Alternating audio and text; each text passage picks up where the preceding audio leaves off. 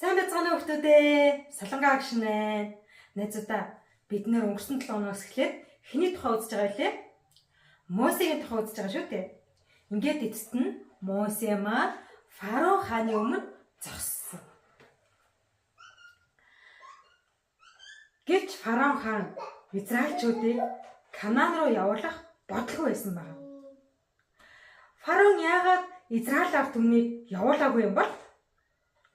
Учир нь тэр Израильчүүдийг өөрийнхөө боол гэж бодсон байна.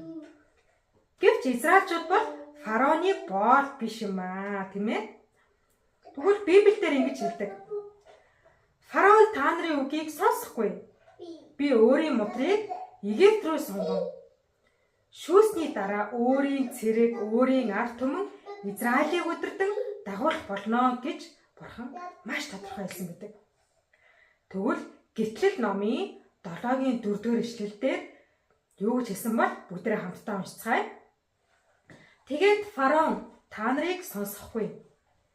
Тэгээд би мутраа Египт дээр тавьж үлэмжих ял шийтгэлүүдээр дамжуулан өөрийн ард түмэн Израилийн хөвгүүдийг төв төмдөр нь Египт нутгаас гарнаа. Амен. Бурхан Фараоны сэтгэлийг өөрчлөхийн тулд гай гамшиг амсуулахаар шийдсэн байна. Египтэд тохиолдсон хамгийн анхны гамшиг бол Нил мөрнийг цус болгох байсан. Гэвч Фараоны сэтгэл өөрчлөгдөөгүй. Маш их гай гамшиг учирсаар байсан байгаа. Ямар гамшиг болсныг та нар мэдэн тийм ээ? 10 гамшиг болсон байдаг шүү дээ. Мэлхийн гамшиг, бөөс, ялаа, яр, мөндөр, харгуй шүн гэдэл маш олон гамшиг тохиолдсон ч гэсэн Фараон Израильчүүдийг явуулаагүй байгаа. Ингээд хамгийн сүүлчийн гамшиг тохиолсон. Энэ бол хамгийн ихэд төрсөн буюу ууган хүүхдийн үхэл байсан байгаа. Айлын том хүүгийн үхэл гэсэн үг. Мөн малын анхны төлийн үхэл гэсэн үг. Бурхан Мосед ингэж хэлсэн байна.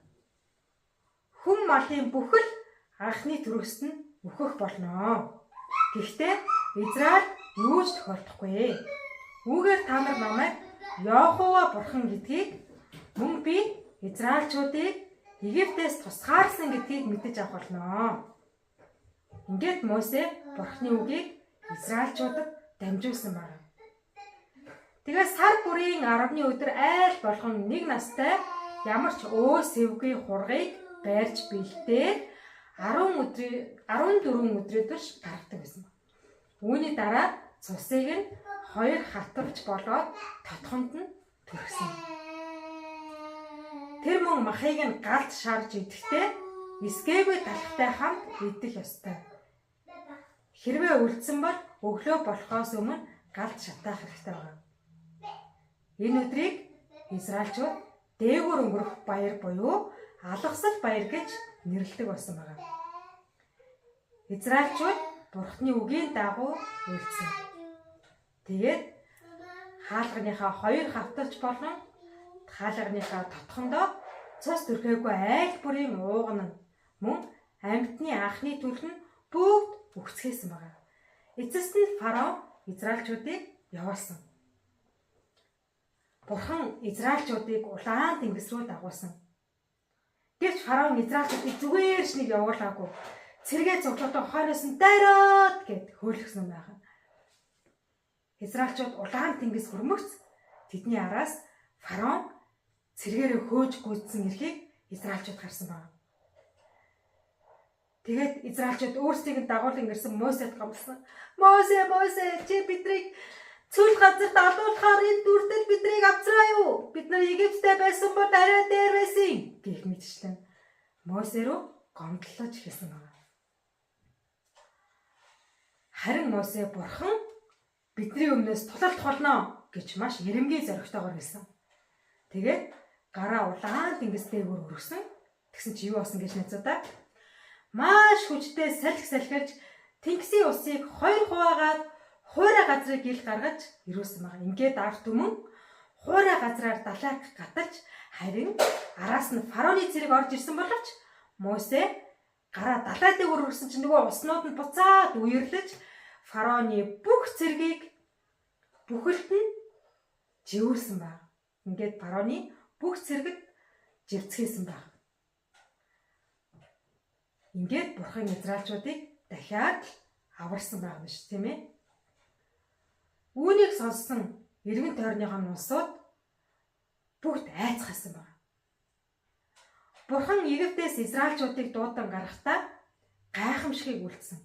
10 янзын гамшиг ба улаан тэнгисийг хуваасан явдал нь энэ дэлхий дээр өөр бурхан гэж байхгүй, зөвхөн Яхова бурхан л амьд гэдгийг харуулсан байх нь шүү дээ. Тэгвэл израилчуудын хувьд амьд бурхан нь Яхова бурхан буюу өнөөдөр бидэнд ч гэсэн амьд гэдгээ харуулсаар байдаг тэр бурхан байх нь.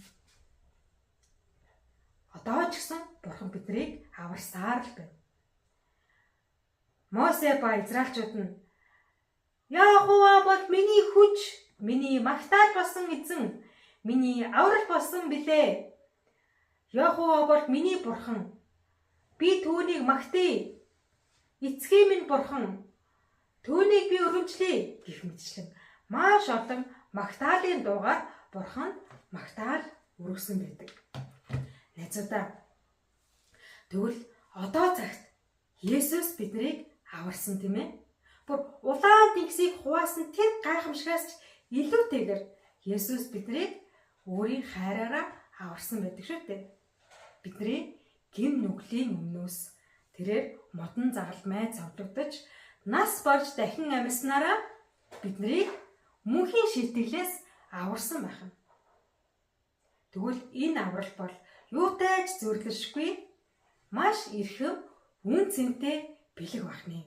Тэгвэл өнөөдөр Есүст итгэж байгаа би болон та бүхэн хэрвээ үнэхээр Есүст итгэж байгаа бол бурхан танд, бурхан чамд тэр гайхамшигтай бэлгээ өгсөн байх нь шүү дээ, тийм ээ. Тэгвэл дээр үед тийм ээ хуучин гэрээний цаг үед бурхан өөрийнхөө хүмүүсийг аврахын тулд маш олон иш үзүүлэгчдээр дамжуулаад, маш олон итгэлийн баатруудаар дамжуулаад өөрийнхөө хүмүүсийг аварж исэн бол өнөөдөр шинэ гэрээний цаг үед Есүс биднийг аварсан байна. Тэгвэл тэр Есүстэй бүгдээрээ илүү их талархсан тийм ээ. Мөн Есүсээс болж тийм ээ аврагдсан да. Есүст итгэснээсээ болж аврагдсан да. Үнэхээр талархсан 7 хоногийг өнгөрөөцгөө. Бүгдээрээ хамтдаа хоёр хөөрхөн нүдэн айнаад хамт залбирцгаая. Бурхан эзэн минь танд баярлалаа. Та ямар ч цаг үед түүхийн ямар ч цаг үед та өнгөрсөнд одоо ирээдүйн цагт ч гэсэн өөрийнхөө хүмүүсийг аварсаар байгаа учраас баярлалаа. Хайрласаар байгаа учраас баярлалаа. Улаан тэнгис хуваагдсан тэр гайхамшигаас илүү Есүс намайг аварсан гэдэг нь үнэхээр юутай ч зөвлөмгүй гайхалтай бэлэг билээ.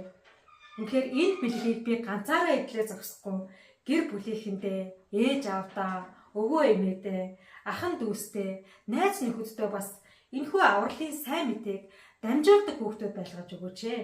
Есүсийн нэрээр залбирлаа. Амен. Бүгдээрээ эх 7 хоногт нэг найздаа сайн мэдээ таацгаая. Бүгдээрээ дараагийн 7 хоногт уулзцгаая. Түр баяртай.